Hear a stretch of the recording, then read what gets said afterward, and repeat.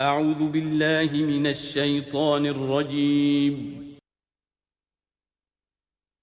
بسم اللہ الرحمن الرحیم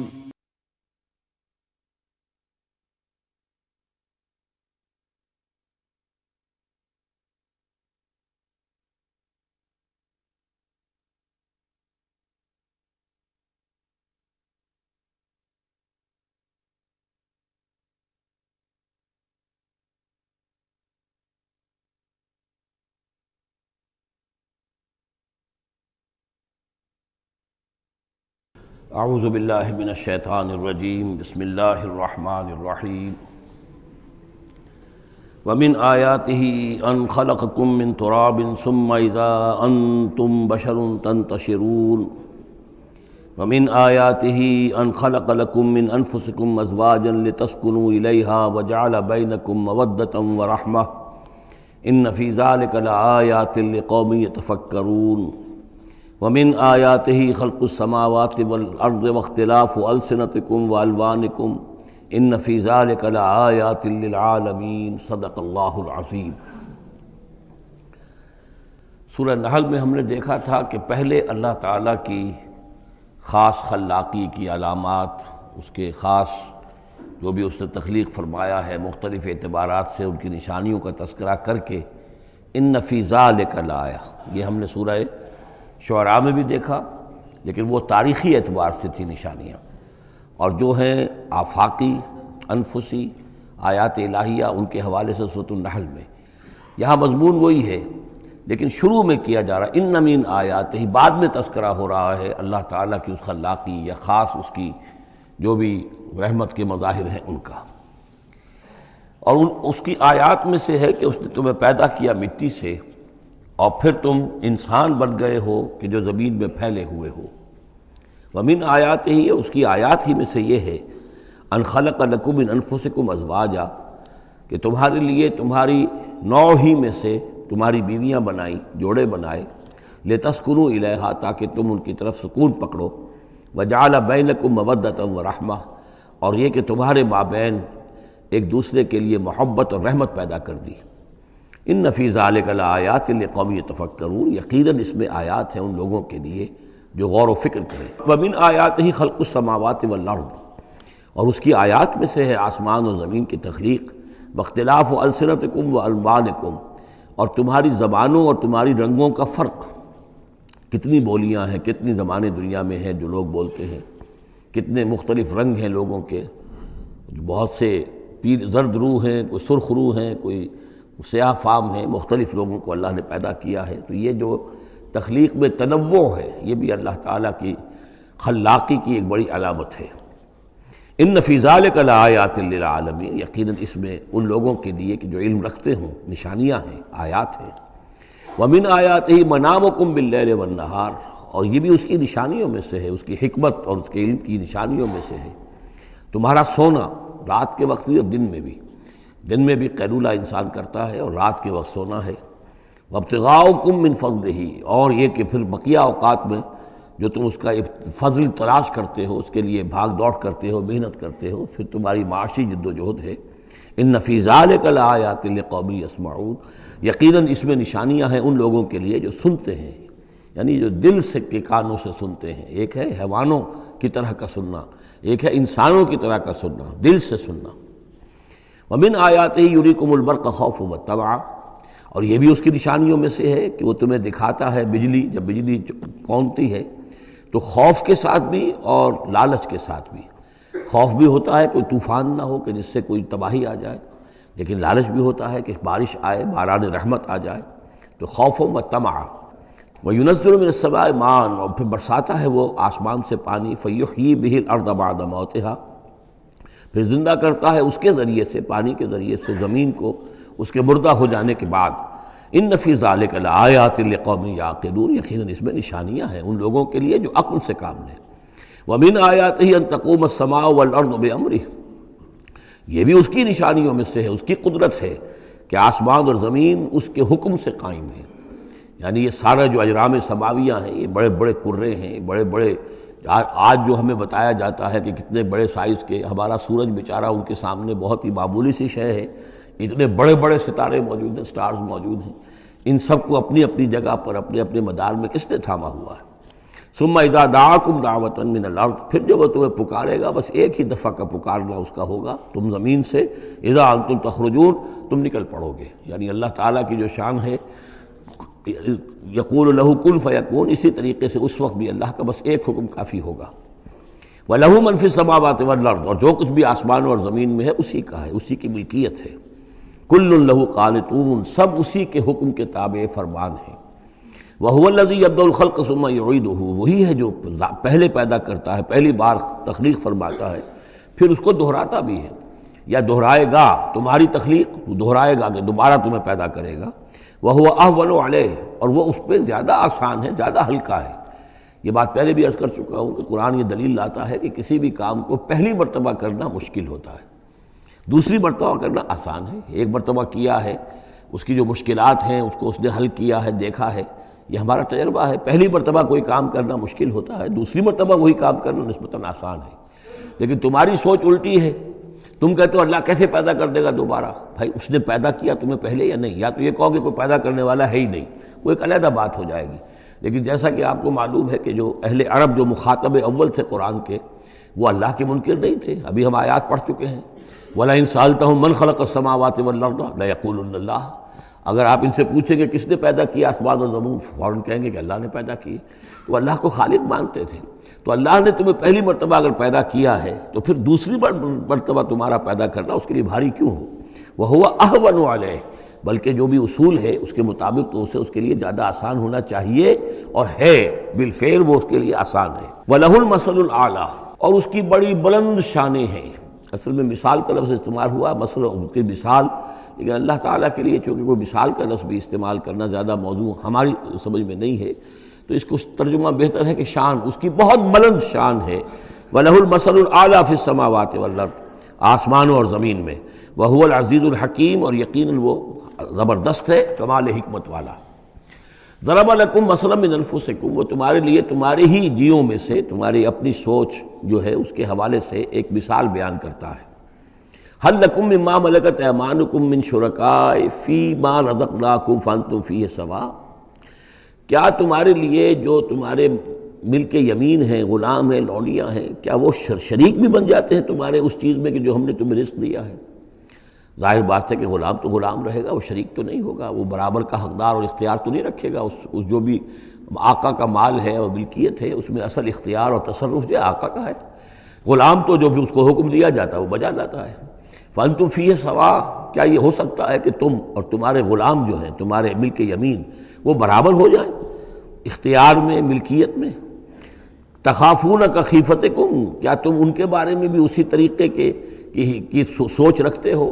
جیسے کہ اپنے بارے میں اندیشے ہوتے ہیں، ایسا نہ ہو جائے، ایسا نہ ہو جائے، اس کا بھی اہتمام کر لیا جائے، اس اندیشے کا بھی سدجواب کر لیا جائے؟ کیا جتنی فکر تم اپنے بارے میں کرتے ہو، کیا اتنی ہی فکر اپنے ان غلاموں کے بارے میں بھی کرتے ہو؟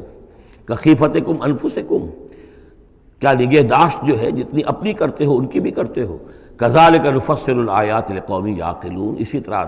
ہم اپنی آیات کو واضح کر رہے ہیں، تفصیل بیان کر رہے ہیں ان لوگوں کے لیے جو عقل سے کام لیں۔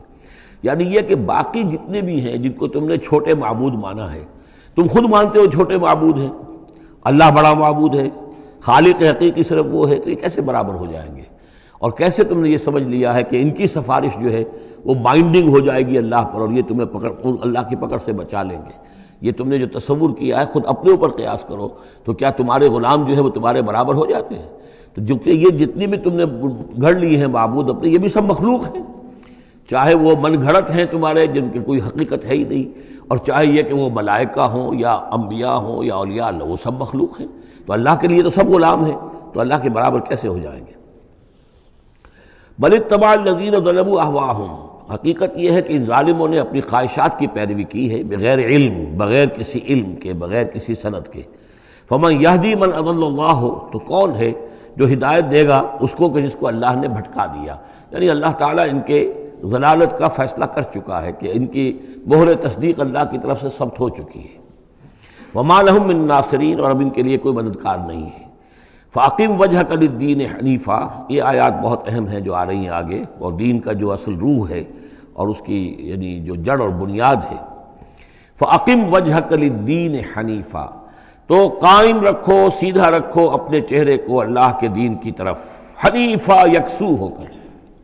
یہ توحیدی شان ہو کہ میری اطاعت، ان صلاتی و نسکی و محیای و مماتی للہ رب العالمین، جیسے حضرت ابراہیم نے فرمایا تھا انی وجہت وجہی للذی فطر السماوات والارض حنیفا وما انا من المشرکین، اب ہر چہار طرف سے اپنی توجہات کو کاٹ کر ذات باری تعالیٰ پر مرکوز کرو۔ فَأَقِمْ وَجْهَكَ لِلدِّينِ حَنِيفًا فِطْرَةَ اللَّهِ الَّتِي فَطَرَ النَّاسَ عَلَيْهَا، یہی وہ فطرت اللہ ہے جس پر کہ اللہ نے انسانوں کو پیدا کیا ہے، انسانوں کی تخلیق اسی پر ہوئی ہے۔ ہر بچہ جو ہے نسل انسانی کا وہ فطرت سلیمہ لے کر آتا ہے، بعد میں اس میں جو گڑبڑ ہوتی ہے اس کے ماحول کی وجہ سے، اس کے والدین جو بھی اس کو سکھا پڑھا دیتے ہیں، جیسا کہ حدیث ہے کل مولود یولد علی الفطرہ، ہر بچہ جو پیدا ہوتا ہے وہ فطرت پر پیدا ہوتا ہے، وہ فطرت اسلام ہے، وہ فطرت اللہ کے دین کی ہے، وہ فطرت اللہ ہے۔ فَأَبَوَاهُ يُهَوِّدَانِهِ أَوْ يُمَجِّسَانِهِ أَوْ يُنَصِّرَانِهِ، یہ تو پھر اس کے ماں باپ ہیں جو اسے یہودی یا نصرانی یا مجوسی بنا دیتے ہیں۔ تو یہاں فرمایا فطرت اللہ التي فطر الناس علیہا، لا تبدیل لخلق اللہ، اللہ کی خلق میں، اللہ کی تخلیق میں کوئی تبدیلی نہیں ہو سکتی۔ ذالک الدین القیم، بس یہی دین ہے قائم رہنے والا سیدھا دین۔ ولکن اکثر الناس لا یعلمون، لیکن اکثر لوگ علم نہیں رکھتے۔ منیبین الیہ، تو فاقم وجہک للدین حنیفا، اسی کے ساتھ کنٹینویشن سمجھیے، منیبین الیہ، اور چونکہ پہلے واحد کے صیغے میں تھا تو حضور سے خطاب تھا، لیکن جیسا کہ میں نے آپ کو بتایا ہے کہ حضور سے خطاب بھی ہوتا ہے ان مکی صورتوں میں، تو گویا کہ امت سے ہو رہا ہے، تو یہاں وہ جمع کا صیغہ ہو گیا کہ اپنے چہرے اللہ کے دین کی طرف یکسو ہو کر سیدھے کر لو، منیبین الیہ، اسی کی طرف رجوع کرتے ہوئے، واتقوہ، اور اس سے ڈرو، وَأَقِیمُوا الصَّلَاةَ وَلَا تَکُونُوا مِنَ الْمُشْرِکِینَ، اور نماز قائم کرو، اور دیکھو مشرکین میں سے نہ ہونا، مِنَ الَّذِینَ فَرَّقُوا دِینَہُم، جنہوں نے اپنے دین کو پھاڑ ڈالا۔ فرق جو ہے کاٹ دینا، توڑ دینا، کل فرق کالطود العظیم فرقنا بکم البحر، یاد کرو جب کہ ہم نے تمہارے ساتھ سمندر کو پھاڑ دیا تھا، وَإِذْ فَرَقْنَا بِكُمُ الْبَحْرَ فَأَنْجَيْنَاكُمْ وَأَغْرَقْنَا آلَ فِرْعَوْنَ وَأَنْتُمْ تَنظُرُونَ۔ فرق کیا ہے؟ پھاڑ دینا، دین کو پھاڑ دینا، توڑ دینے کے معنی کیا ہیں؟ اطاعت ایک حصے میں اللہ کی، ایک حصے میں کسی اور کی، وہ زندگی پھٹ گئی، اب یہ زندگی منتشر ہو گئی، اطاعت آپ کی منتشر ہو گئی، اطاعت صرف اللہ کی ہو، فَدْعُوهُ مُخْلِصِينَ لَهُ الدِّينَ، پکارو اس کو لیکن اسی کے لیے اپنے دین کو خالص کرتے ہوئے، ساری اطاعت اسی کی، یا اس کی اطاعت کے تابع کسی کی اطاعت ہو سکتی ہے، مثلا والد کی اطاعت ہے، والدین کی اطاعت ہے، اساتذہ کی اطاعت ہے، حکمرانوں کی اطاعت ہے، اگر وہ اللہ کی اطاعت کے خلاف نہ ہو، اللہ کی اطاعت کے اندر ہے کوئی حرج نہیں، جس کی چاہو بات مانو، والدین کی مانو، اساتذہ کی مانو، اپنے پیروں کی مانو، جس کی چاہو مانو، حکام کی مانو، بشرطے کہ اس سے اللہ تعالیٰ کا کوئی حکم نہ ٹوٹتا ہو۔ لا طاعۃ لمخلوق فی معصیۃ الخالق، مخلوق میں سے کسی کی اطاعت نہیں کی جائے گی جس سے خالق کی نافرمانی لازم آتی ہو، بس یہ قانون ہے۔ تو من الذین فرقوا دینہم، کہ جنہوں نے اپنے دین کے ٹکڑے ٹکڑے کر دیے، وکانوا شیعا، اور وہ خود ان کو ایک ایک ٹکڑا لے کر علیحدہ ہو گئے، کل حزب بما لدیہم فرحون، اور ان میں سے ہر جماعت جو ہے جو کچھ ان کے پاس ہے اسی پر وہ اترا رہی ہے، اسی کے اوپر مگن ہے، کسی نے کچھ لے لیا ہے دین کا حصہ، کسی نے کوئی دین کا حصہ لے لیا ہے۔ وَإِذَا مَسَّ النَّاسَ ضُرٌّ دَعَوْا رَبَّهُمْ مُنِيبِينَ إِلَيْهِ، اور جب انسانوں کو کوئی تکلیف پہنچتی ہے، سختی پہنچتی ہے، تو وہ پکارتے ہیں اللہ کو، اپنے رب کو، اسی کی جانب رجوع کرتے ہوئے۔ ثم اذا اذاقهم منه رحمۃ، پھر جب اللہ تعالیٰ انہیں اپنی رحمت کا مزہ چکھاتا ہے، اذا فریق منهم بربهم یشرکون، تو ان کی ایک جماعت اور ان کا ایک گروہ جو ہے اپنے رب کے ساتھ شرک کرنے لگتا ہے۔ لیکفروا بما آتیناکم، تاکہ کفر کریں ان چیزوں کے ساتھ جو ہم نے انہیں دی ہیں، یعنی ہماری دی ہوئی شے ہے، رزق ہماری ہے، لیکن اس کو وہ کفر کے لیے استعمال کر رہے ہیں۔ فتمتعوا، اچھا ٹھیک ہے، جو بھی تمہیں فائدہ اٹھانا اٹھا لو، چند دن کی زندگی ہے، بالآخر تو تمہیں ہمارے پاس آنا ہے، یہ تمہارا طرز عمل جو ہے وہ اسی مہلت کے اندر اندر جو تم چاہو کرو، فسوف تعلمون، پھر یہ کہ عنقریب تمہیں معلوم ہو جائے گا کہ اصل حقیقت کیا ہے۔ کلا سوف تعلمون ثم کلا سوف تعلمون، ایک وقت آئے گا جب کہ اصل حقائق جو ہے وہ منکشف ہو جائیں گے۔ ام انزلنا علیہم سلطانا فہو یتکلم بما کانوا بہ یشرکون، کیا ہم نے ان کے اوپر کوئی ایسی سند اتاری ہے جو ان سے جو ان سے یہ کہہ رہی ہو اور ان چیزوں کی تصدیق کر رہی ہو کہ جن کے یہ شرک کر جس کو شریک کر رہے ہیں، یعنی کوئی آسمانی کتاب آئی ہو جس نے انہیں یہ بتایا ہو۔ اب یہاں دیکھیں لفظ یتکلم آیا، جو بات کرتی ہو ان سے، یہی لفظ ہے جو کہ علامہ اقبال نے قرآن کے لیے استعمال کیا ہے، مثل حق پنہا و ہم پیداستو زندہ و پائندہ و گویاستو۔ یہ قرآن جو ہے خود کلام کرتا ہے، آپ اس سے گفتگو تو کیجئے، یہ آپ سے کلام کرے گا، آپ سے بات کرے گا۔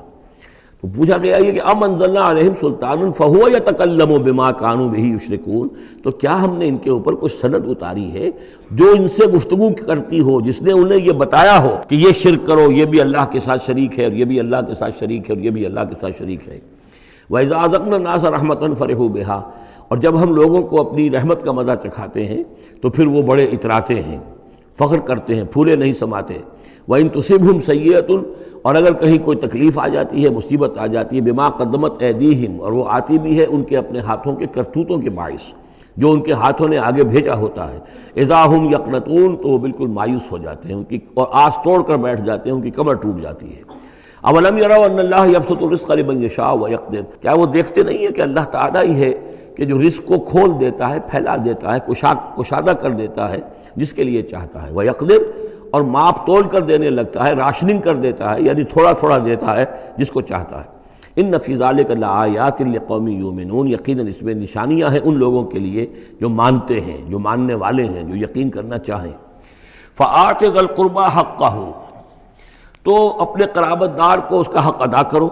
والمسکین، اور مسکین کو بھی، وابن السبیل، اور مسافر کو بھی۔ ذالک خیر للذین یریدون وجہ اللہ، یہی بہتر روش ہے ان لوگوں کے حق میں جو اللہ کی رضا چاہتے ہیں، اللہ کا چہرے کے طالب ہیں۔ وَأُولَٰئِکَ هُمُ الْمُفْلِحُونَ، اور یقین یہی لوگ ہیں کہ جو فلاح پانے والے ہیں۔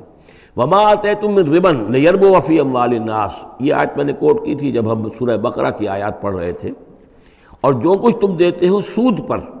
یعنی یہ کہ ایک شخص ہے، اس کے پاس جو کچھ بچ گیا ہے، بچت ہے اس کی، اب اس کی دو شکلیں ہیں، یا تو اس بچت کو وہ اللہ نے جن لوگوں کو کم دیا ہے، جو محتاج ہیں، ان کو دے دے، اللہ کے ہاں اجر و ثواب لے لے، اللہ کے دین کے لیے لگا دے، اس کا بھی اجر و ثواب اللہ دے گا،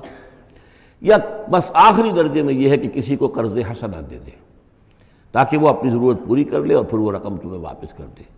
اس سے آگے تم یہ چاہو کہ میں یہ اپنا مال جو ہے کہیں اور انویسٹ کروں، کوئی اور آدمی محنت کرے، اس کی محنت سے جو اس کی محنت سے بڑھوتری ہوگی تو آپ کو بھی اس میں سے حصہ مل جائے، اور اس کی بدترین شکل جو ہے پھر یہ ہے کہ سود کے اوپر رقم دی، اور وہ یہ ہے کہ آپ اس میں سے بغیر اس کے کہ آپ کوئی محنت کر رہے ہوں یا کوئی مشقت کر رہے ہوں، اس کی جو ہے آپ کو، جس کو نفع کہہ رہے ہیں آج کل، وہ سود آپ کو ملتا چلا جائے۔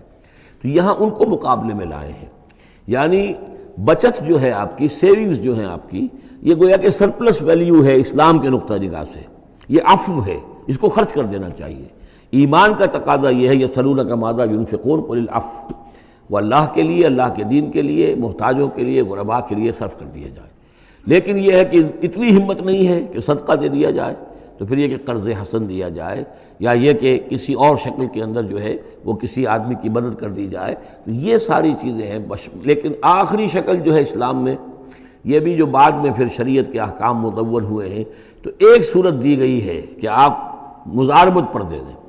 مزاربت یہ ہے کہ آپ کا وہ جو رقم ہے وہ کوئی اور شخص کام کرے گا، اگر تو کوئی نفع ہو جائے تو کچھ آپ بھی لے لیں اور کچھ وہ لے لیں، نقصان ہو جائے تو سارا نقصان آپ برداشت کریں گے، جس کے پاس وہ سرپلس منی تھی، اس کا کوئی تاوان جو ہے وہ جو عامل ہے اس کے اوپر نہیں آئے گا۔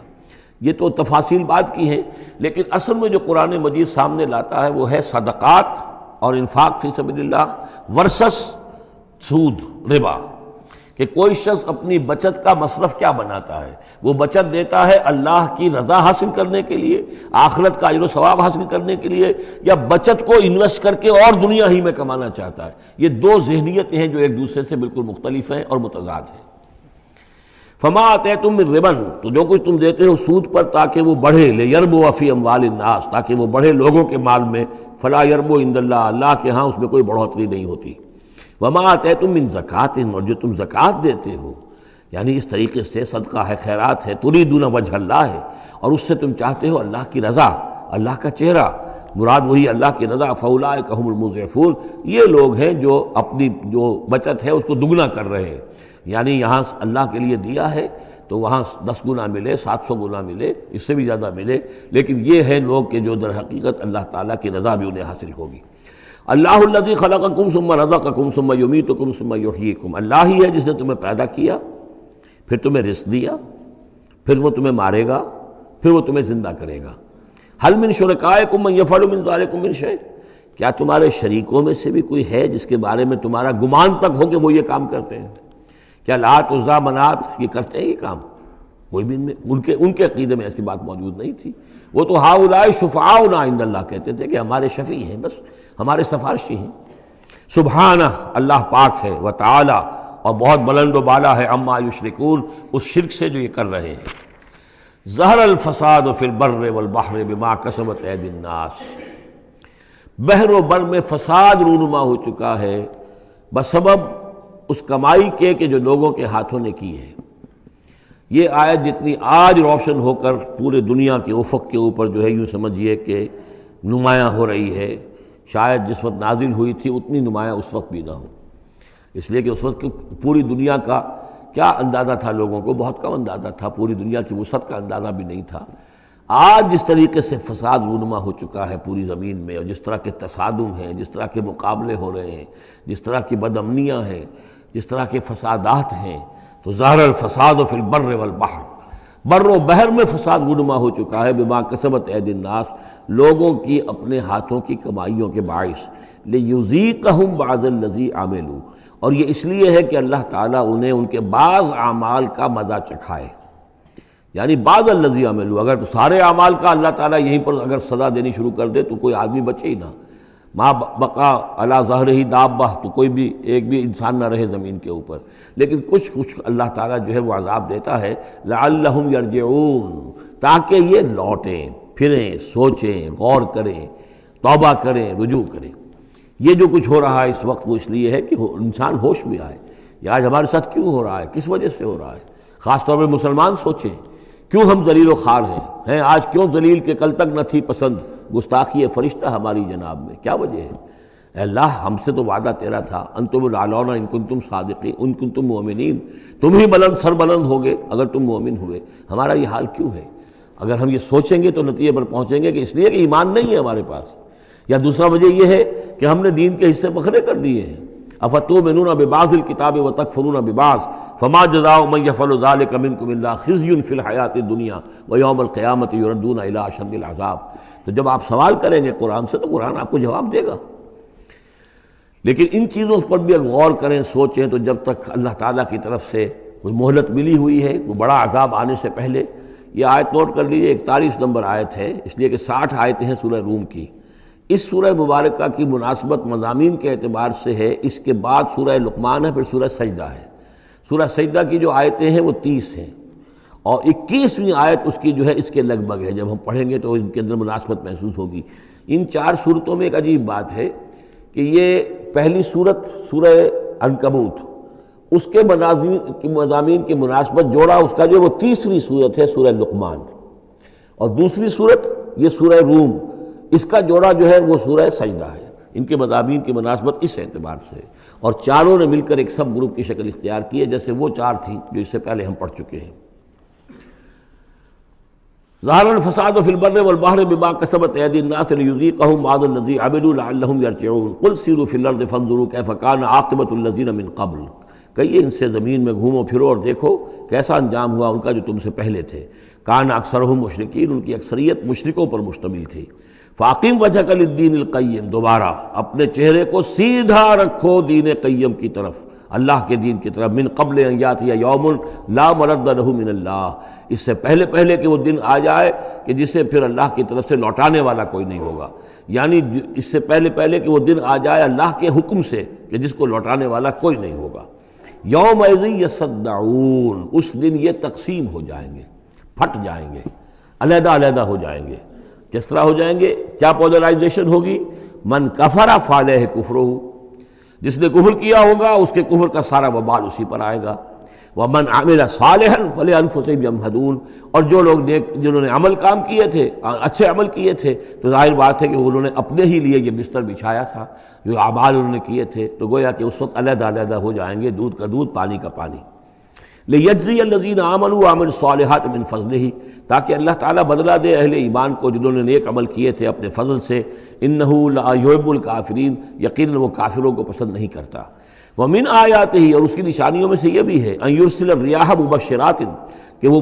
بھیجتا ہے ہواؤں کو جو بشارت لے کر آتی ہیں، وَلِيُذِيقَكُم مِّن رَحْمَتِهِ، اور تاکہ پھر وہ اپنی رحمت سے تمہیں وہ حصہ دے، تمہیں مزہ چکھائے تو اپنی رحمت کا، یعنی باران رحمت کا، وَلِتَجْرِيَ الْفُلْكُ بِأَمْرِهِ، اور تاکہ سمندر کے اندر جو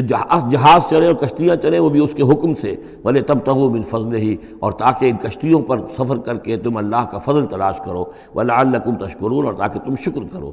وَلَقَدْ أَرْسَلْنَا مِن قَبْلِكَ رُسُلًا إِلَىٰ قَوْمِهِمْ، اور اے نبی آپ سے پہلے بھی ہم نے رسول بھیجے ان اپنی اپنی قوموں کی طرف، فَجَاءُوهُم بِالْبَيِّنَاتِ، تو وہ لے کر آئے ان کے پاس واضح نشانیاں، معجزات اور واضح تعلیمات۔ فَانْتَقَمْنَا مِنَ الَّذِينَ أَجْرَمُوا، پھر ہم نے انتقام لیا مجرموں سے، وَكَانَ حَقًّا عَلَيْنَا نَصْرُ الْمُؤْمِنِينَ، اور یہ تو ہمارے ذمے تھا کہ ہم اپنے اہل ایمان بندوں کی مدد کریں۔ یعنی یہی ہوا ہے، حضرت نوح اور ان کے ساتھی بچا لیے گئے، حضرت ہود اور ان کے ساتھی بچا لیے گئے، حضرت صالح اور ان کے ساتھی بچا لیے گئے۔ اللہ الذی یرسل الریاح فتثیر سحابا، اللہ ہی ہے کہ جو ہوائیں چلاتا ہے، فتثیر، پھر وہ ہوائیں جو ہیں اٹھاتی ہیں بادلوں کو،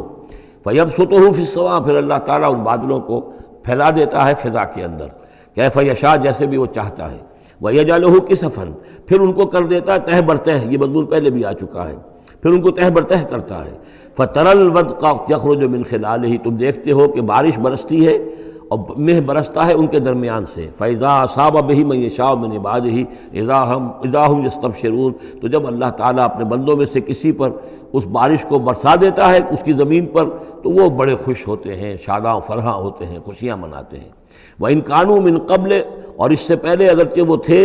ان ينزل علیہم من قبل ہی، کہ اس سے پہلے کہ یہ ان پر بارش برسائی گئی ہوتی، لمبلسین، یقیناً بہت ہی نا امید تھے، یقیناً اس سے پہلے مایوس ہو چکے تھے کہ اچانک گھٹا آئی، بشارت آئی، بارش برسی، اب وہ خوش ہو گئے، خوشیاں منا رہے ہیں۔ یہ خاص طور پر جو بارانی زمینیں ہوتی ہیں وہاں کے لوگوں کو اصل میں ان چیزوں کا زیادہ تجربہ ہوتا ہے۔ عام طور پر جہاں آرٹیفیشل اریگیشن ہے تو وہاں یہ نیچرل فنومینا اور اس کے ساتھ یہ نفسیاتی کیفیات اتنی نہیں ہوتی جتنی کہ بارانی زمینوں میں ہوتی ہے۔ فانظر الی آثار رحمت اللہ، تو دیکھو اللہ کی اپنی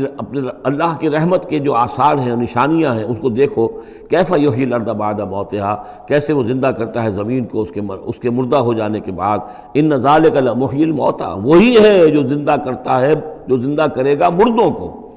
وہو علی کل شیء قدیر، اور یقیناً وہ ہر چیز پر قادر ہے۔ ولئن ارسلنا ریحا، اور اگر ہم بھیجیں کوئی ایسی ہوا، جھکڑ بھیج دیں اس کھیتی کے اوپر، وہ کھیتی کو تباہ و برباد کر دے، فرآہ مصفرا، اور دیکھے کہ وہ کھیتی تو پیلی پڑ گئی، زرد پڑ گئی، کوئی ایسا آ گیا، کوئی باد سرسر کا جھونکا آ گیا، کیا ہوا؟ فَلَظَلُّوا مِن بَعْدِهِ يَكْفُرُونَ، تو پھر وہ اس کے بعد جو ہے وہ پھر ناشکری کرنے لگتے ہیں اللہ کے جناب میں، کہ ہمارے اوپر تو اللہ کی کوئی رحمت کبھی ہوئی ہی نہیں، ہمارے لیے تو ہماری تو قسمت پھوٹی ہوئی ہے، اللہ تعالیٰ کی طرف سے ہمیں کبھی کوئی خیر ملا ہی نہیں۔ فَإِنَّكَ لَا تُسْمِعُ الْمَوْتَىٰ، تو اے نبی آپ نہیں سنا سکتے مردوں کو، وَلَا تُسْمِعُ الصُّمَّ الدُّعَاءَ اذا ولوا مدبرین، نہ ہی آپ ایسے بہرے لوگوں کو سنا سکتے ہیں اپنی پکار اور اپنی دعوت کہ جو پیٹھ موڑ کر بھی چلے گئے ہوں۔ یعنی بہرا جو ہے اگر آپ کے آمنے سامنے رو در رو ہے تو کم سے کم اشاروں کے نعروں میں کوئی بات اسے سمجھائی جائے، لیکن یہ لوگ جو ہیں یہ تو ایسے بہرے ہیں کہ جو ساتھ ہی پیٹھ موڑ کر چل بھی دیے ہیں، لہذا آپ کوئی شکل نہیں ہے کہ آپ اپنی دعوت اور جو بھی ابلاغ و تبلیغ ہے اس کا ان کے اوپر کوئی اثر پیدا کر سکیں۔ وَمَا أَنْتَ بِهَادِ الْعُمْيِ عَنْ ضَلَالَتِهِمْ، اسی طرح آپ اندھوں کو ان کی گمراہی اور ان کی ضلالت سے، بھٹکنے سے آپ بچا نہیں سکتے، ہدایت نہیں دے سکتے۔ ان تسمعوا الا من یؤمن، آپ نہیں سنا سکتے مگر انہی کو جو مانتے ہیں، بے آیاتنا، ہماری آیات کو، فہم مسلمون، پس وہ ہماری فرما برداری اختیار کرتے ہیں۔ اللہ الذی خلقکم من ضعف، وہ اللہ ہی ہے جس نے تمہیں بنایا کمزوری سے، یعنی جب تم پیدا ہوتے ہو تو بہت کمزور ہوتے ہو، ثم جعل من بعد ضعف قوۃ، پھر تمہاری اس کمزوری کے بعد اللہ تعالیٰ تمہیں قوت عطا فرماتا ہے، جوانی آتی ہے، آدمی کڑیل جوان بنتا ہے، پھر اس کے ثم جعل من بعد قوت ضعفا، پھر قوت کے بعد پھر ضعف آ جاتا ہے، پھر یہ ادھیڑ عمر ہوئی اور قوا کے اندر جو ہے اضمحلال پیدا ہونا شروع ہوا، پھر بڑھاپا آ گیا، وشیبہ، اور پھر یہ کہ سفید بال ہو جاتے ہیں، یخلق ما یشاء، اللہ تعالیٰ پیدا کرتا ہے، تخلیق فرماتا ہے جو چاہتا ہے، وہو العلیم القدیر، اور یقیناً وہ سب کچھ جاننے والا اور ہر شے پر قدرت رکھنے والا ہے۔ وَيَوْمَ تَقُومُ السَّاعَةُ يُقْسِمُ الْمُجْرِمُونَ، اور جس دن قیامت قائم ہوگی قسمیں کھائیں گے یہ مجرم، ما لبثوا غیر ساعۃ، نہیں رہے وہ سوائے ایک گھنٹے کے، ایک گھڑی کے، بس ایک گھڑی رہے دنیا میں اور یا اس عالم برزخ میں، اس سے زیادہ نہیں۔ کذالک کانوا یؤفکون، جس طرح اس وقت ان کے جو ہے ہوش ٹھکانے نہیں ہوں گے، اسی طرح وہ دنیا میں بھی اچک لیے جاتے تھے، یعنی حقیقت کو نہیں سمجھتے تھے، حقیقت کو نہ تسلیم کرتے تھے نہ مانتے تھے۔ وقال الذین اوتوا العلم، اور کہیں گے وہ لوگ کہ جن کو کہ علم حاصل تھا، جو صاحب شعور تھے، والایمان، اور جن کو ایمان حاصل تھا، لقد لبثتم فی کتاب اللہ الی یوم البعث، اے بدبختو تم رہے ہو اللہ کے حساب اور اللہ کی کتاب کے مطابق یوم بعث تک۔ یہ سارا تم ایک گھنٹہ جسے کہہ رہے ہو یہ عالم برزخ تھا، بڑا طویل برزخ کا عالم تھا۔ اب ظاہر بات ہے جو انسان آج سے 5000 پہلے مر چکا ہے، 5000 برس تو اس کے برزخ میں پہلے ہی گزر چکے ہیں، ابھی یہ کہ اور کتنا وقت آنا ہے، تو وہ کہیں گے اہل ایمان یہ تو اصل میں عالم برزخ کا وقفہ تھا۔ فَهَذَا يَوْمُ الْبَعْثِ، اور اب جو تمہاری آنکھ کھلی ہے تو یہ ہے یوم بعث، یہ یوم قیامت ہے، یہ اٹھنے کا دن ہے۔ وَلَٰكِنَّكُمْ كُنتُمْ لَا تَعْلَمُونَ، لیکن یہ کہ تم علم نہیں رکھتے تھے، تم نے ان چیزوں کو نظر انداز کر دیا تھا، ان کے بارے میں غور کرنا ہی پسند نہیں کیا تھا۔ فَيَوْمَئِذٍ لَا يَنفَعُ الَّذِينَ ظَلَمُوا مَعْذِرَتُهُمْ، تو آج پھر جن لوگوں نے ظلم کیا، زیادتی کی، گناہ کی زندگی بسر کی، اب ان کو کوئی فائدہ نہیں پہنچائے گی ان کا معذرت کرنا، عذر تراشنا، بہانے بنانا اور معافیاں مانگنا کام نہیں آئے گا۔ وَلَا هُمْ يُسْتَعْتَبُونَ، نہ ہی انہیں یہ موقع دیا جائے گا کہ وہ توبہ کریں، اب وہ وقت گزر چکا۔ دنیا میں موقع تھا جب تک موت نہیں آئی تھی، معلم یغرغر، جب تک کہ موت کے آثار شروع نہیں ہوئے ان کے لیے توبہ کا موقع تھا، لیکن اب انہیں یہاں پر توبہ کا موقع نہیں دیا جائے گا، ان کی توبہ جو ہے اب قبول نہیں ہوگی۔ وَلَقَدْ ضَرَبْنَا لِلنَّاسِ فِي هَذَا الْقُرْآنِ مِنْ كُلِّ مَثَلٍ، ہم نے تو لوگوں کے لیے اس قرآن میں ہر طرح کی مثالیں بیان کر دیں، ہر انداز میں سمجھا دیا۔ ایک پھول کا مضمون ہو تو 100 رنگ سے باندھیں، ہم نے یہ ہر طریقے سے بات جو ہے واضح کر دی ہے۔ وَلَئِنْ جِئْتَهُمْ بِآیَةٍ، اور جب آپ ان کے پاس اگر آپ لے آئے ان کے پاس کوئی نشانی، لَيَقُولَنَّ الَّذِينَ كَفَرُوا إِنْ أَنْتُمْ إِلَّا مُبْطِلُونَ، تو یہی کہیں گے یہ لوگ کافر کہ نہیں ہو مگر تم جھوٹ گھڑ رہے ہو، یہ جھوٹی باتیں ہیں، من گھڑت باتیں ہیں جو تم کر رہے ہو، یا یہ کہ تم نے کوئی جادو کر دیا ہے۔ كَذَلِكَ يَطْبَعُ اللَّهُ عَلَىٰ قُلُوبِ الَّذِينَ لَا يَعْلَمُونَ، اسی طرح اللہ مہر کر دیا کرتا ہے ان لوگوں کے دلوں پر جو علم نہیں رکھتے۔ فَاصْبِرْ، بس اے نبی صلی اللہ علیہ وسلم آپ صبر کیجئے۔ إِنَّ وَعْدَ اللَّهِ حَقٌّ، اور جیسا کہ میں نے عرض کیا یہ صرف حضور کے لیے نہیں ہے، حضور کی وساطت سے تمام مسلمانوں کو۔ تو اے نبی آپ اور اے اہل ایمان تم سب صبر کرو۔ ان وعد اللہ حق، اللہ کے وعدے پر یقین رکھو، اللہ کا وعدہ سچا ہے، اس کی مدد آئے گی، غلبہ دین کو ہوگا، حق کا ہوگا، لیکن یہ کہ اس کے ابھی بہرحال ابھی اس کے امتحان اور بھی ہیں، تمہارا امتحان تو لیا جائے گا۔ احسب الناس ان یترکوا ان یقولوا آمنا وهم لا یفتنون، پھر سورہ بقرہ کی آیت ذہن میں لائیے، وَلَنَبْلُوَنَّكُمْ بِشَيْءٍ مِّنَ الْخَوْفِ وَالْجُوعِ وَنَقْصٍ مِّنَ الْأَمْوَالِ وَالْأَنفُسِ وَالثَّمَرَاتِ، یہ اللہ امتحان تو لے گا، لیکن اللہ کے وعدے پر پختہ یقین رکھو۔ ان وعد اللہ حق وَلَا يَسْتَخِفَّنَّكَ الَّذِينَ لَا يُوقِنُونَ، اور دیکھنا کہیں وہ لوگ جو یقین نہیں رکھتے تمہیں ہلکا نہ کر دیں، یعنی تمہارے ان کا دباؤ جو ہے تم برداشت نہ کر سکو اور تم پیچھے ہٹ جاؤ، کو پسپائی اختیار کر لو۔ اس کے معنی کیا ہوئے؟ بڑے بودے نکلے، بڑے کمزور نکلے۔ دیکھنا کہیں ایسا نہ ہو کہ یہ تمہارے دشمن، یہ مشرک، یہ کافر جو دباؤ ڈال رہے ہیں، کہیں تمہارا بودا پن ظاہر ہو جائے اور وہ تمہیں ہلکا کر کے رکھ دیں۔ اس کی بجائے جمے رہو، ڈٹے رہو، کوہ ہمالیہ کی طرح کھڑے رہو، اور اللہ تعالیٰ کے دین کے لیے جو تن من دھن لگا رہے ہو اسی طریقے سے لگاتے رہو، بالآخر اللہ تعالیٰ تمہیں نجات دے گا، دنیا میں بھی آخرت میں بھی۔ سورۃ لقمان، بسم اللہ الرحمن الرحیم، الف لام میم، تلک آیات الکتاب الحکیم۔ اس سورہ مبارکہ کی ابتدائی آیات جو ہیں وہ سورہ بقرہ کی ابتدائی آیات سے بہت مشابہ بھی ہیں، اور دوسرے یہ کہ اس میں ایک لطیف فرق ہے، وہ ابھی آپ کے سامنے آ جائے گا۔ تلک آیات الکتاب الحکیم ھدی ورحمۃ للمحسنین الذین یقیمون الصلاۃ ویؤتون الزکاۃ وہم بالآخرۃ ہم یوقنون اولئک علی ھدی من ربہم واولئک ھم المفلحون۔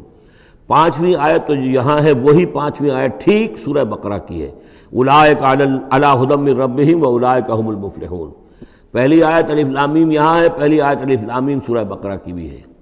نوٹ کیجئے کہ وہاں آیا تھا ھدی للمتقین، یہ تقوی والوں کے لیے جن میں کوئی حق کی طلب ہے، جو چاہتے ہیں نیک راستے پر چلنا، جن میں طلب ہدایت ہے، ان کے لیے ہدایت ہے۔ یہاں ایک لفظ کا اضافہ کیا، اگلی منزل چونکہ بیان ہو رہی ہے، ھدی و رحمتاً للمحسنین، یہ جو بلند ترین منزل ہے، جو احسان کے مقام تک پہنچ جائیں، ان کے حق میں یہ صرف ہدایت ہے، ہدایت نہیں رحمت بھی ہے۔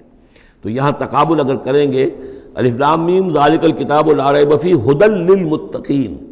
یہاں فرمایا تلک آیات الکتاب الحکیم، یہ ایک بڑی حکمت بڑی کتاب کی آیات ہیں،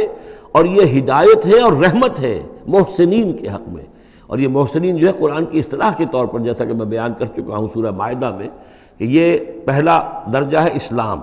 اس سے اوپر ایمان، اس سے اوپر احسان۔ اذا اتقوا وآمنوا وعملوا الصالحات ثم اتقوا وآمنوا ثم اتقوا واحسنوا واللہ یحب المحسنین، ان کے حق میں یہ قرآن رحمت ہے۔ الذین، اب ان کے یہ اوصاف ہیں جو نماز قائم رکھتے ہیں، ویؤتون الزکاۃ، وہاں ہے ومما رزقناہم ینفقون، یہاں باقاعدہ لفظ زکوٰۃ آ گیا، وہ زکوٰۃ دیتے رہتے ہیں، یا یہ کہ اپنے تزکیے کے لیے ایک مسلسل کوشاں رہتے ہیں۔ وہم بالآخرۃ ہم یوقنون، اور آخرت پر ان کا پورا یقین ہے۔ اصل شے جو ہے جو انسان کے عمل اور کردار پر اثر انداز ہوتی ہے وہ ایمان بالآخرہ ہے۔ اولئک علی ھدی من ربہم، یہ لوگ ہیں ہدایت پر اپنے رب کی جانب سے، واولئک ھم المفلحون، اور یہی ہیں فلاح پانے والے۔ وَمِنَ النَّاسِ مَن يَشْتَرِي لَهْوَ الْحَدِيثِ لِيُضِلَّ عَن سَبِيلِ اللَّهِ بِغَيْرِ عِلْمٍ، لوگوں میں سے کچھ ایسے بھی ہیں کہ جو کھیل کی باتیں خریدتے ہیں، کھیل کود، اور تاکہ لوگوں کی توجہ ادھر ہو جائے۔ اور یہ باقاعدہ کیا ہے نضر بن حارث جو رؤسائے قریش میں سے تھا، اور اس شخص کا معاملہ یہ تھا کہ یہ حضور کے شدید ترین مخالفین میں سے تھا۔ اس نے یہ کیا کہ یہ لوگ جو ہیں، چونکہ عربوں کے اندر ذوق تو تھا، ان کے ہاں اچھے شاعروں کی بڑی قدر تھی،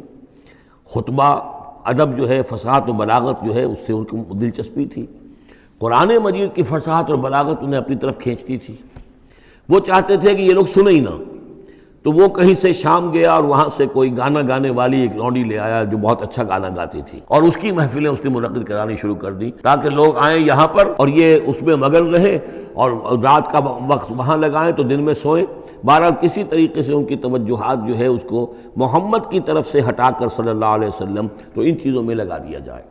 اور یہ اچھی طرح سمجھ لیجئے کہ اس وقت دنیا میں یہ کھیلوں کا معاملہ، سپورٹس کا، گیمز کا معاملہ، اور پورے ذرائع ابلاغ کے اوپر معلوم ہوتا ہے چھائی ہوئی شے یہ ہے۔ ٹی وی کے اوپر تو معلوم ہوتا ہے کہ دنیا کی اہم ترین شے جو ہے وہ یہ گیمز ہیں، ان کے ٹورنامنٹس ہیں، وہ وہاں ہو رہا ہے، یہاں ہو رہا ہے، وہاں ہو رہا ہے، یہاں ہو رہا ہے، یہ ٹینس کا ہے، یہ فلاں کا ہے، یہ تیراکی کا ہے، اور یہ گیم، اس لیے کہ اسی کو دیکھتے رہو۔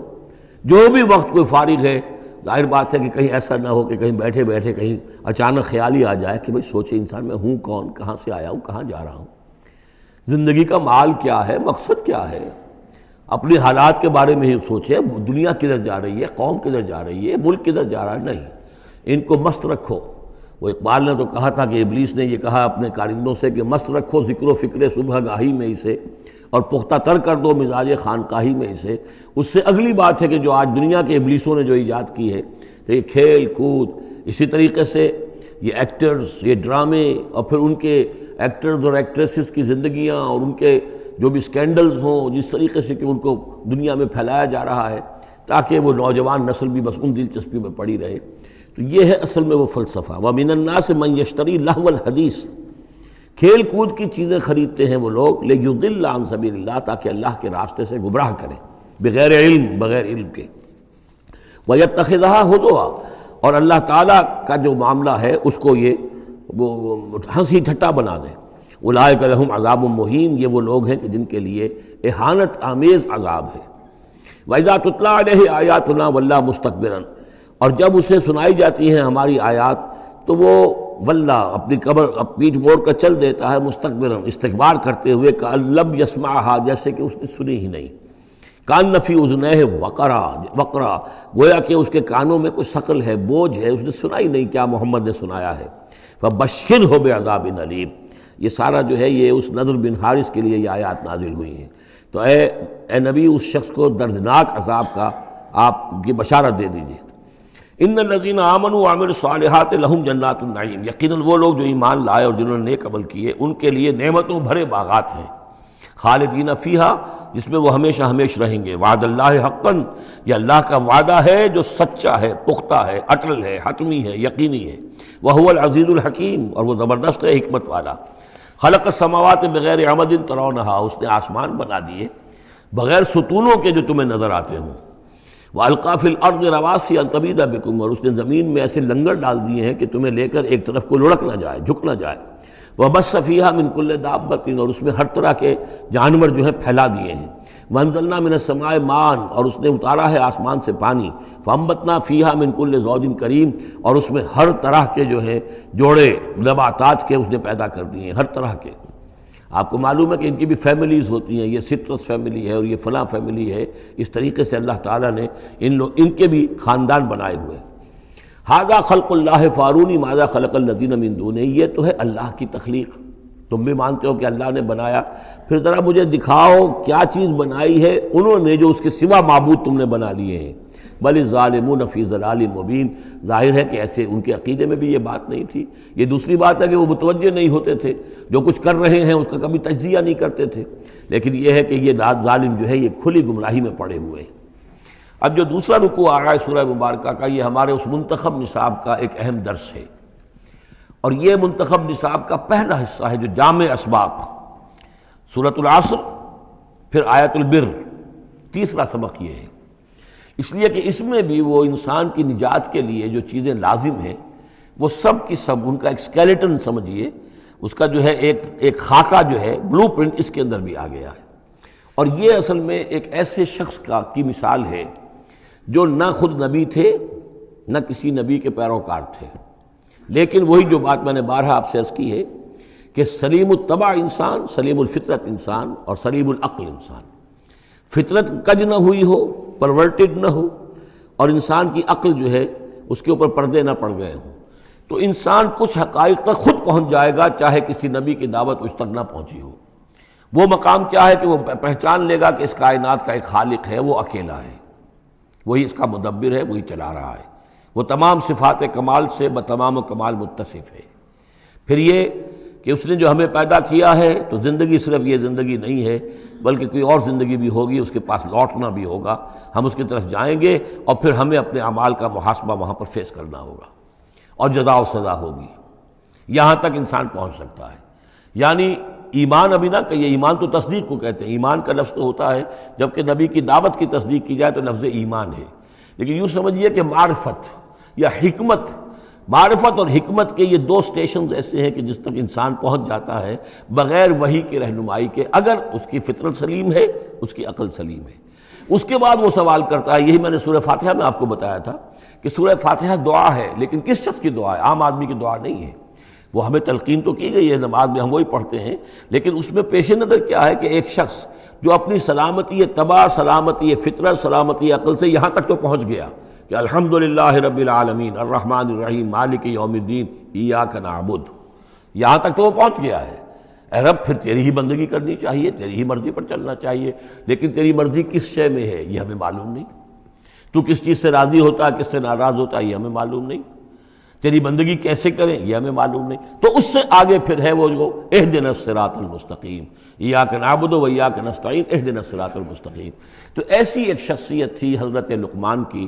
جہاں تک روایات ہیں ان سے معلوم ہوتا ہے کہ یہ حبشی النسل تھے۔ نوبیا ایک جگہ ہے کہ جو سوڈان اور یوں سمجھیے کہ مصر کے تقریباً درمیان یا سرحد پر ہے، وہاں یہ رہتے تھے اور کارپینٹر تھے، لیکن یہ کہ اللہ تعالیٰ ذہانت جس کو بھی چاہے دے دے، لیکن ان کے اندر اللہ تعالیٰ نے وہ ذہانت بھی دی تھی اور وہ سلامتی فکر، سلامتی عقل، سلامتی فطرت، سلامتی قلب، اس کے نتیجے میں وہ اس چیز تک پہنچ گئے تھے، توحید تک، اور اس کے ساتھ ہی یہ ہے کہ اعمال انسان کے جو ہیں وہ ضائع جانے والے نہیں ہیں، ان کا کوئی نہ کوئی بدلہ مل کر رہے گا۔ باقی یہ کہ جو چیزیں وہی سے معلوم ہوتی ہیں، جنت دوزخ، وہ تو ان کے تذکرہ نہیں ملے گا اس کے اندر، جو چیزیں، اور کسی رسول کا تذکرہ بھی نہیں ملے گا، اس لیے کہ وہ کسی رسول کے امتی ہوتے تو تذکرہ کرتے۔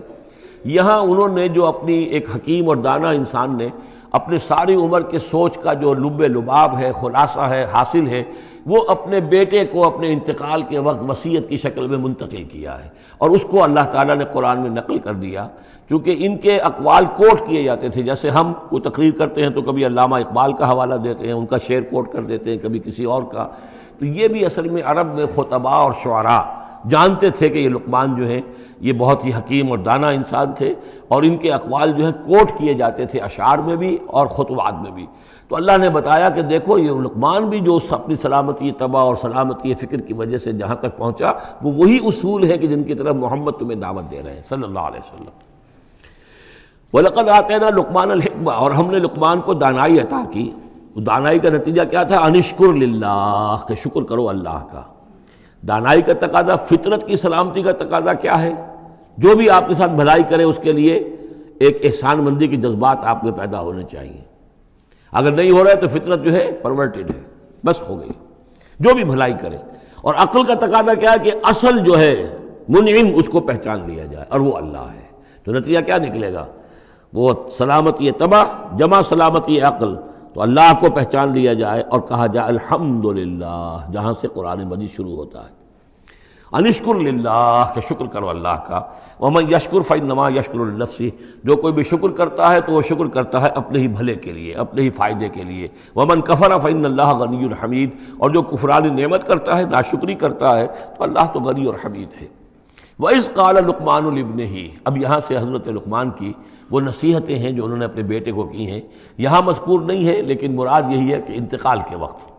جیسے کہ کوئی شخص دولت مند ہے تو وہ اپنے انتقال کے وقت اپنے بیٹوں کو، یا اگر بیٹا ایک ہی ہے تو اسے بتائے گا کس سے لینا ہے، کس کو دینا ہے، کیا حساب کتاب ہے، کہاں کہاں میرے ایسٹس ہیں۔ کوئی دفینہ ہے تو بھی بتائے گا کہ میرا وہاں فلاں جگہ پر دولت دفن ہے۔ ایک حکیم انسان کے پاس اصل شے اس کی ساری عمر کے غور و فکر کا جو حاصل ہے کہ میں نے جو کچھ سوچا ہے، میں نے جو کچھ بھی حاصل کیا ہے اپنی فطرت سلیمہ اور عقل سلیم کی رہنمائی میں، وہ میں تمہیں منتقل کر رہا ہوں۔ وَإِذْ قَالَ لُقْمَانُ لِابْنِهِ وَهُوَ يَعِظُهُ، یاد کرو جب کہ کہا لقمان نے اپنے بیٹے سے اور وہ اسے نصیحت کر رہے تھے،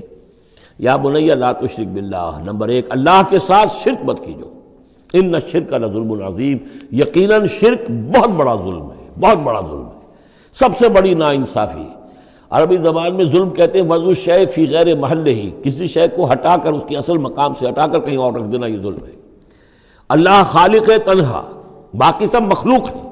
اب آپ نے مخلوق میں سے کسی کو اللہ کے برابر کر دیا، یا اللہ کو کسی اعتبار سے گرا کر مخلوق کی صف میں لا کے کھڑا کر دیا، تو اس سے بڑا شرک، اس سے بڑی ظلم، اس سے بڑی ناانصافی، اس سے بڑا ظلم کوئی نہیں۔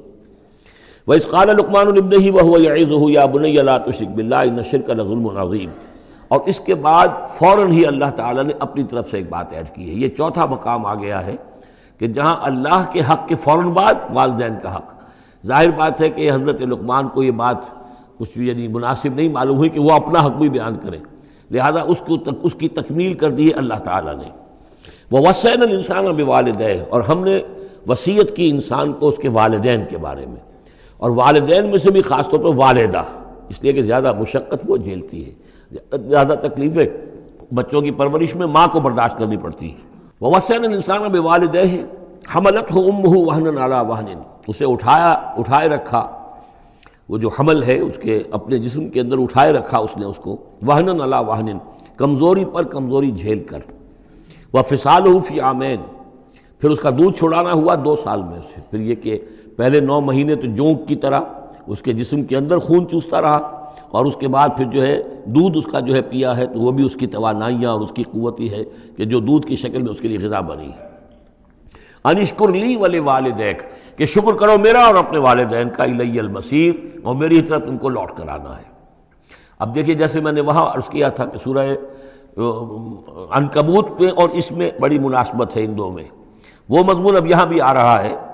کہ اگر یہ 2 حق ٹکرا جائیں، ایک حق اللہ کا ہے شرک نہ کیا جائے، ایک حق والدین کے ساتھ حسن سلوک ہے، اب یہ ٹکرا گئے، والدین کہہ رہے ہیں شرک کرو، اب کیا کریں؟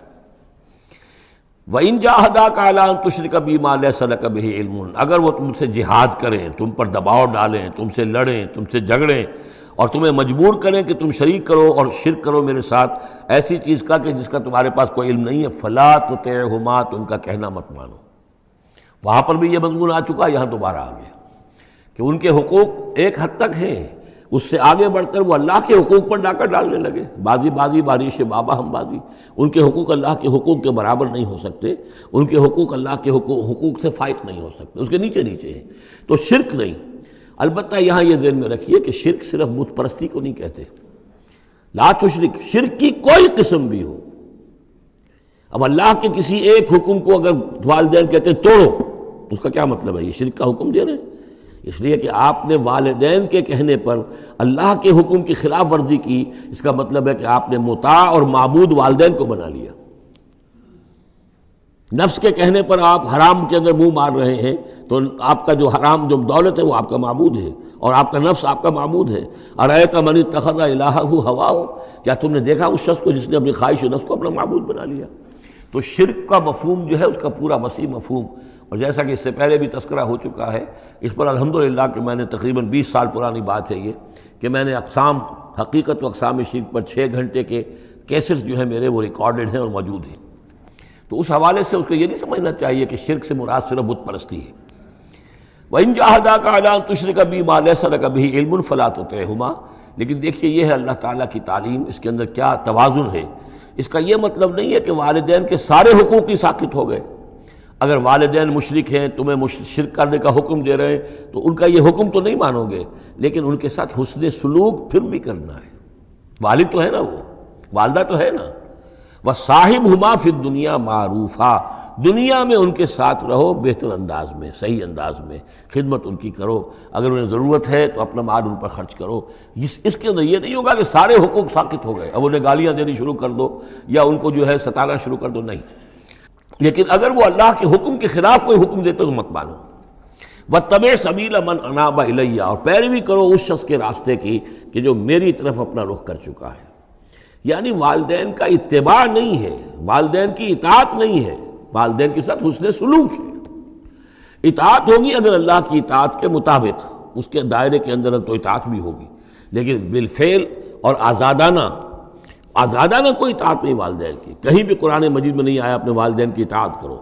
کیا حکم دیا گیا؟ حسن سلوک، نیک سلوک. ان کی ضرورت، ان کی خبر گیری ہے، ان کی خدمت ہے، ان کی ضروریات کا لحاظ رکھنا، اس کا حکم ہے. باقی پیروی کرو اس شخص کی جس نے اپنا رخ میری طرف کر لیا ہے، وہ کوئی بھی ہے. پہلے انبیاء ہوتے تھے، انبیاء کی پیروی کرو. اب انبیاء نہیں ہیں، انبیاء کے خادم ہیں. انبیاء کی امتوں میں جو شخص بھی اٹھا ہے دین کی دعوت لے کر، جس نے اپنا رخ کر لیا ہے، جس نے کہا میں چل رہا ہوں اللہ کے راستے میں، کون میرا ساتھی بنتا ہے، تو پیروی کرو اس کی. وَاتَّبِعْ سَبِيلَ مَنْ أَنَابَ إِلَيَّ، پیروی کرو اس شخص کے راستے کی جس نے اپنا رخ میری طرف کر لیا ہے. ثُمَّ إِلَيَّ مَرْجِعُكُمْ، پھر میری ہی طرف تم سب کا لوٹنا ہے. والدین بھی یہیں آ جائیں گے میرے پاس، تم بھی آ جاؤ گے. فَأُنَبِّئُكُم بِمَا كُنتُمْ تَعْمَلُونَ، پھر میں تمہیں جتلا دوں گا جو کچھ کہ تم کرتے رہے تھے.